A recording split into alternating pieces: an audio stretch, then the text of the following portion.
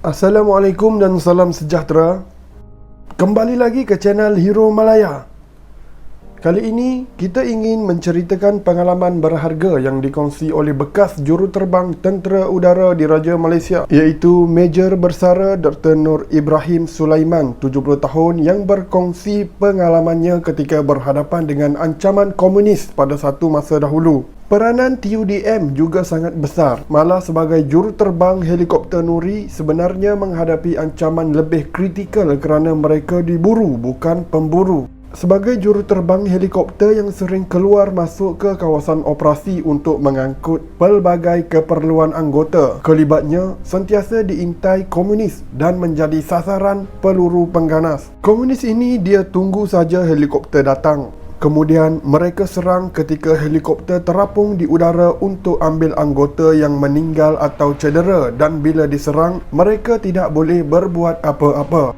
Bukan senang nak bertempur bila pegang steering pesawat. Nur Ibrahim yang berasal dari Kuala Kangsar, Perak berkata, beliau juga pernah menempuh pengalaman menerbangkan Nuri yang satu daripada generatornya sudah tidak berfungsi akibat ditembak pengganas komunis. Beliau tidak mahu tinggalkan helikopter itu di kawasan yang tidak selamat. Jadi beliau cekalkan hati terbangkan Nuri dan Alhamdulillah mereka selamat tiba di pangkalan dan berada di sini untuk menceritakan kisah ini kepada kita semua. Beliau berkata, sejurus tiba di pangkalan, helikopter yang ditembak segera diperbaiki. Setiap lubang kesan peluru ditampal dan selepas selesai dan dipastikan selamat, ia terbang semula untuk melaksanakan tanggungjawab menghantar bekalan atau anggota ke kawasan operasi. Tugas mereka sangat penting. Nuri ini umpama nyawa kepada anggota di kawasan operasi.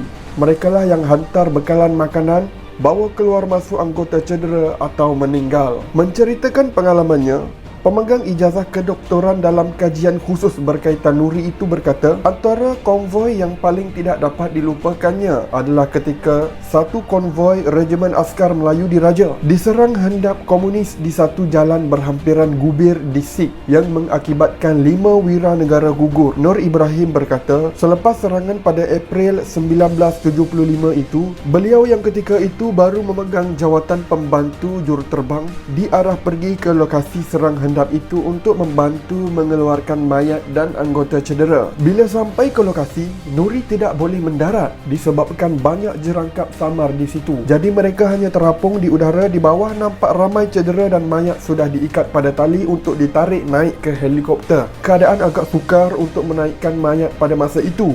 Beliau memeluk satu mayat yang berlumuran darah. Mayat itu kawan beliau, pegawai risik, Kapten Hardif Singh. Sebelum kejadian, beliau sempat minum di Butterworth dengan mendiang dan dia cakap, jumpa kamu di Gubir. Bila di Gubir, memang betul-betul beliau jumpa mendiang. Selepas kejadian itu, isterinya beritahu terdapat 18 lubang pada badan mendiang.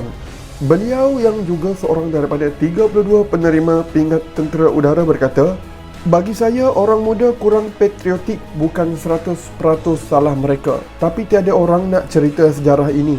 Sebenarnya ramai veteran askar berminat nak bercerita tapi tiada platform. Seeloknya perkara seperti ini perlu didedahkan sepanjang tahun. Jemputlah orang seperti veteran untuk bercerita, terutama di sekolah, jabatan kerajaan dan institusi pengajian tinggi. Terima kasih kerana menonton dan jumpa lagi pada video yang akan datang.